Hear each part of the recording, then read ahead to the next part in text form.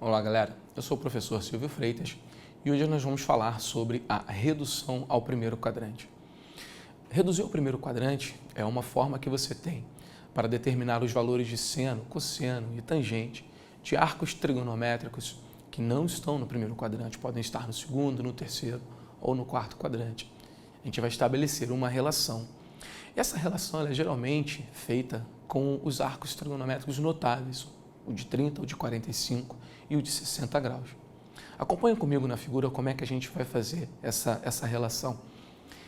Então, no nosso círculo trigonométrico, a gente sabe que os eixos das abscissas e das ordenadas dividem esse círculo em 4 partes, em 4 quadrantes. E a gente deu nome a cada um desses pontos, né, os pontos divisores dos quadrantes. A gente chamou de A linha, B e B', de tal forma que uma trajetória sobre esse círculo, partindo de A, chegando em A', uma trajetória de π radianos, de A' até A de novo mais π radiano, completando aí a sua circunferência, o seu círculo, que tem comprimento 2π radiano, 2π, tá? Bom, qual a nossa intenção? É escolhermos um ângulo qualquer, um arco qualquer, que não esteja no primeiro quadrante.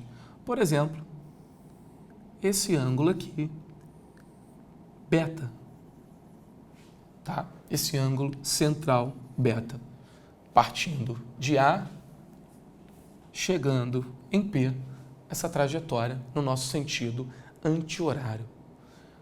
E aí, em P, a gente sabe que ele tem uma abscissa e uma ordenada. E já sabemos também que esses valores de abscissa e ordenada, eles nos mostram, nos dizem quais são os valores de seno e cosseno para aquele ângulo, tá? Então aqui, se você me perguntasse, Silvio, quanto mede o seno de beta, eu ia olhar para a ordenada do ponto P e vou dizer que aquele valor é o seno daquele ângulo, do ângulo central beta ali. E, de modo análogo, o cosseno de beta é dado pela abscissa. Mas a nossa ideia aqui é criar uma relação desses valores com algum outro ângulo no primeiro quadrante, com algum outro arco no primeiro quadrante. E a relação se estabelece da seguinte forma. Bom, se você, partindo de A até P, se deslocou beta radiano, você sabe que de P até A' é o suplemento desse ângulo. O suplemento, lembra, é quanto falta para 180 graus, quanto falta para π radiano. Lembra que nós falamos no início? Se você partir de A até A', você tem π radianos, tá? Então, esse ângulo aqui, marcado, destacado pela cor roxa, vale π menos beta. É o suplemento do ângulo beta. E aí eu vou olhar com bastante carinho para o triângulo que fica determinado com vértice no centro do nosso círculo, em P, e nesse ponto aqui, eu vou chamar esse ponto de P'. Eu vou olhar para esse triângulo, vou até destacar ele melhor para vocês. Eu vou olhar para esse triângulo aqui, tá? E vou fazer uma reflexão nesse triângulo. É como se você pegasse esse triângulo, pudesse tirar ele do teu círculo trigonométrico, fizesse uma reflexão dele de 180 graus e projetasse ele lá no primeiro quadrante, mantendo as suas medidas. Ou seja, você vai criar, você vai desenhar no primeiro quadrante um triângulo que é congruente a esse daqui. Bom, o que vai aparecer então lá no nosso primeiro quadrante? Vamos mostrar essa construção. Então, trazendo esse triângulo para o primeiro quadrante, se são triângulos congruentes, ficam guardadas as suas proporções, suas medidas, o ângulo central aqui tem que ser o mesmo ângulo central aqui, ou seja, π menos beta.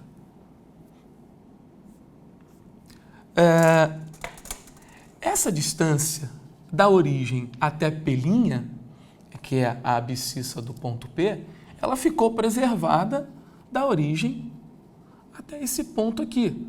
Vamos chamar de Q. E a distância de P até P' também ficou preservada e vai ser representada aqui pela distância Q'. Tá? E aí, o que fica interessante é que o ponto P e o ponto Q', eles são simétricos em relação ao eixo da ordenada. Tá? Então, isso quer dizer que Q' tem a mesma ordenada que P. Então, vou escrever aqui a ordenada de Q', que é y de P, é a mesma ordenada. E a sua abscissa, então, é simétrica à abscissa de P. Então, Q' tem a abscissa menos xp. Porque tem que ser valores simétricos, como a gente está comentando. Mas por que eu quero saber a abscissa e a ordenada desse ponto Q'? É óbvio, porque elas vão me determinar os valores de seno e cosseno desse ângulo central que ficou determinado ali no nosso triângulo com vértices na origem, em Q e em Q'. Lembra que a abscissa ela nos fornece o valor de cosseno e que a ordenada nos fornece o valor do seno. Então agora é só escrever, juntando essas informações. Então, o seno desse ângulo central, π menos beta, é y de P, e o cosseno de y menos beta é menos x de P. E aí eu peço para que você compare agora essas duas informações. O seno e o cosseno de beta, o seno e o cosseno de π menos beta.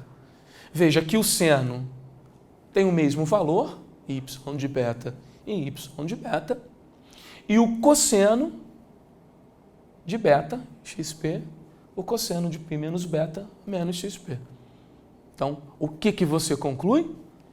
O seno tem o mesmo valor e os cossenos são simétricos, são opostos um do outro. Um é positivo, o outro é negativo, seus valores, é claro.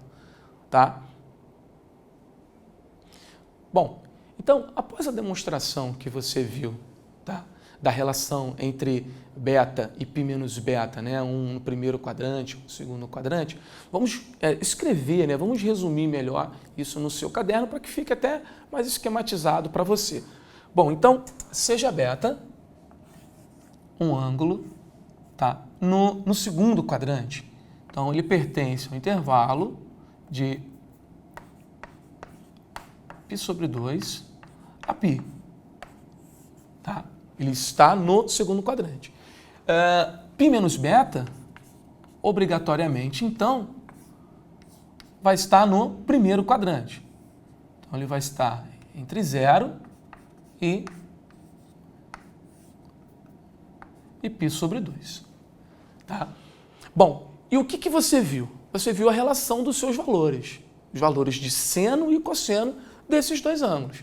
Da seguinte forma, que o seno deles tem o mesmo valor, ou seja, o seno de beta é igual ao seno de π menos beta, e que os seus cossenos, os valores de seus cossenos, são simétricos.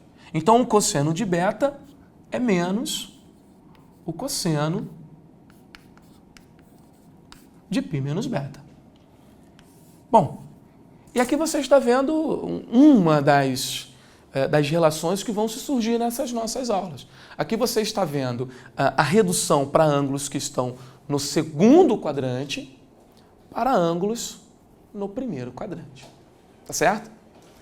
Um forte abraço e até a nossa próxima aula.